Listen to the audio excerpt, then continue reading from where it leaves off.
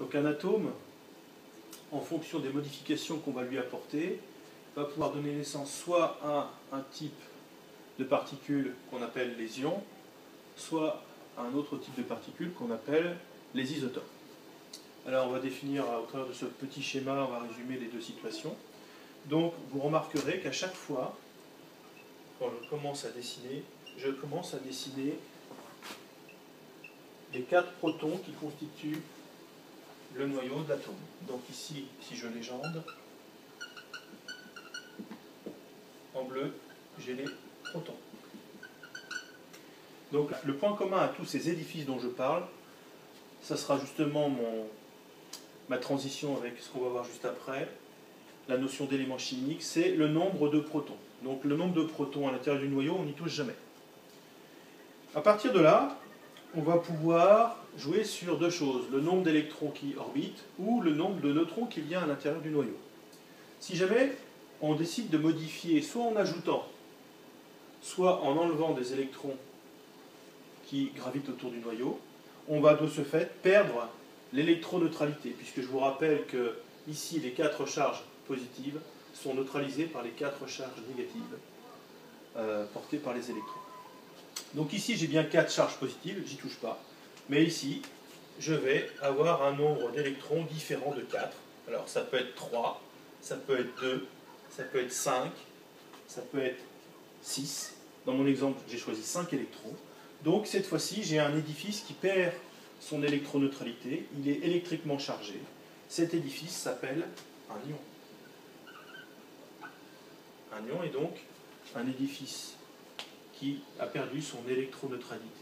Par contre, on n'a pas modifié le nombre de protons qu'il y a à l'intérieur du noyau, ni le nombre de neutrons. C'est toujours ici, dans mon exemple, 4 et 4. Seul le nombre d'électrons périphériques a évolué. Donc qu'est-ce que c'est qu'un ion? C'est un atome qui a perdu ou gagné un ou plusieurs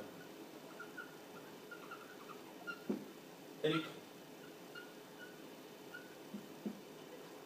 Voilà comment on passe d'un atome à un ion en modifiant tout simplement ce qu'on appelle le cortège électronique, c'est-à-dire le nombre d'électrons qui va orbiter autour de ce noyau. Alors, je repars toujours de ma base atome, et cette fois-ci, vous avez compris que non seulement je ne touchais pas au nombre de protons qu'il y a à l'intérieur du noyau, mais je ne toucherai pas non plus au nombre d'électrons périphériques, il y en a encore 4.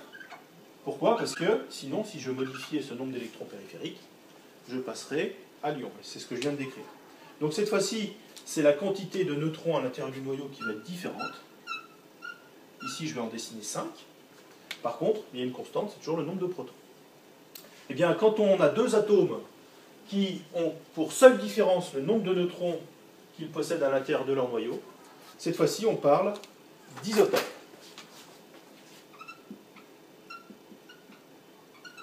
Alors, on dit des isotopes, parce que forcément, pour comparer, il faut être minimum 2. Donc, on dit d'atomes ou de noyaux qui sont isotopes l'un de l'autre, si et seulement si ils possèdent le même nombre de protons, donc sous-entendu le même nombre d'électrons, mais un nombre de neutrons différent. Alors, ces noyaux sont dits isotopes.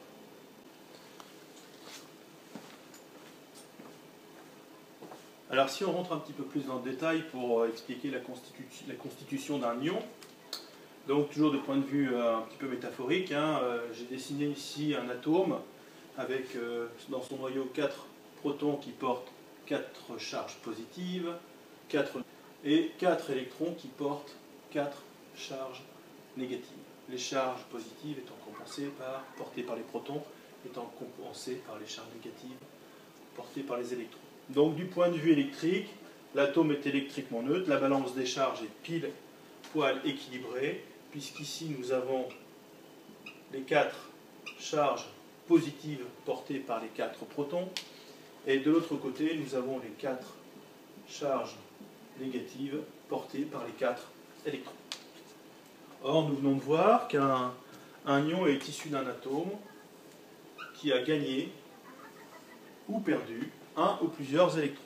Alors, première situation, l'atome a perdu un ou plusieurs électrons. Alors s'il a perdu un ou plusieurs électrons, ça sous-entend qu'on ne touche pas au nombre de protons, c'est la règle d'or. Hein. Si on modifie le nombre de protons, on fait de la physique nucléaire, c'est plus du tout la même chose. Là on est en train de parler du cortège électronique, donc on modifie le nombre d'électrons périphériques. Donc cette fois-ci, la balance des charges va être déséquilibrée, puisqu'on a perdu un ou plusieurs électrons. Donc je vais prendre l'exemple où on en a perdu un, ça sera simple. On va passer de 4 électrons à 2, à 3. Donc là, on a perdu un électron. De l'autre côté, dans le noyau, on a toujours les 4 protons qui portent 4 charges positives. Donc dans la balance, on a toujours le même nombre de protons. Cette fois-ci, quand on fait la différence, on a 4 moins 3 négatives. Donc, on a un déficit de charge négative ou un excédent de charge positive dans le bilan. Le bilan, il est de 4 plus et de 3 moins, donc le bilan global, il est de plus 1. Donc l'ion formé portera la charge plus. Nous avons formé ce que l'on appelle un cation. Un cation est un ion chargé positivement. Deuxième cas de figure, l'atome a gagné, alors je vais l'écrire en majuscule, l'autre, un ou plusieurs électrons.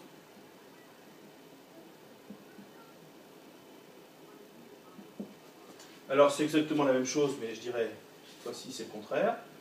Dans le plateau, il y a toujours le même nombre de protons, ça c'est la constante, on n'y touche pas.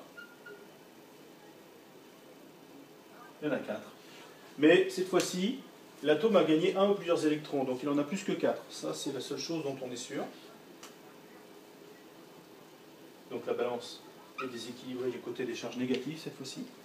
Et on va prendre un exemple simple comme tout à l'heure, on va passer de 4 à 5, c'est-à-dire qu'il a gagné seulement un électron.